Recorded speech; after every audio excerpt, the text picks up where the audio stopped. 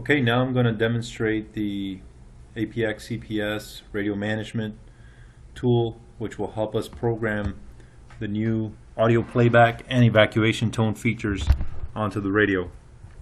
First, I want to point out that we have a tutorial section, getting started, a section on radio management, but also we have a what's new section here on the home screen, and that what's new will show right away all the new release 17 features that, some of which we're going to cover here, like the audio playback and the evacuation tone. So always take a look at this section of what's new if you're looking for information. Also, you can leverage the help menu, which allows you to either search by keywords or use the index to find different features that you may want to learn more about, how they're programmed, where they are, etc. So evacuation tone, it's in the radio wide features, etc. Alright, so now I'm going to open up the radio management screen. And remember, every CPS download that you download with the radio management suite, while it's a little bit bigger in size, it includes a database with 100 licenses for you to get started, and then if you need to purchase more, feel free to contact us for help. Okay, so right here I have the radio that I've read already, and it's in my database. So let me go ahead and work from that one. So I'm going to say select it and then edit template. And this will then open up the CPS editor that will allow me to edit the template that is applied across this radio and any others using that same template. And I'm going to go to the radio wide menu, and then under features I will find the two features that we're going to talk about today. So first, you have the evacuation tone feature, which we now just need to check the box to enable, and we can actually read in the help menu what it does and where it applies. Pretty much the only restriction on using this capability is that it only works on a clear channel, not on an encrypted channel or an encrypted talk group.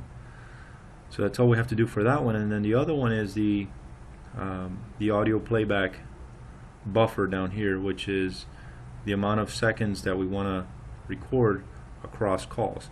For the AN series APX 6000s, it's up to 30 seconds of memory across all the calls. And then for the BN 6000, the newer ones that also have the Wi-Fi feature, and also for the APX 8000s, it'll support up to 60 seconds.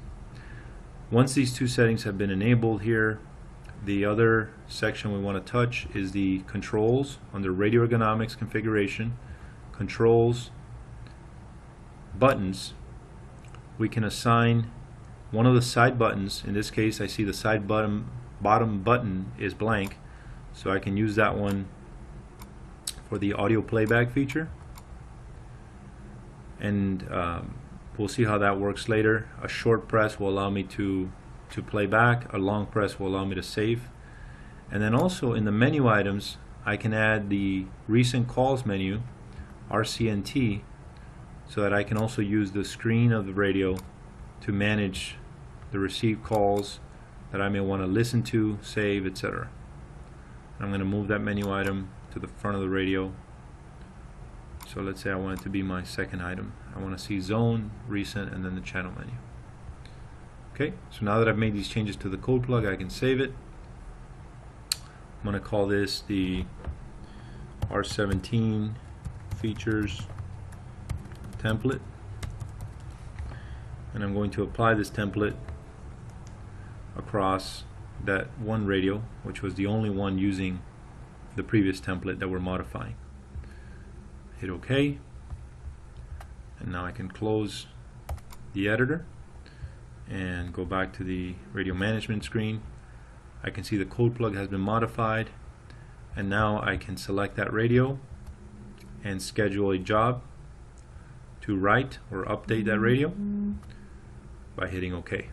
And now the job has been scheduled, or will be scheduled, for execution once the system detects that radio. Thank you very much.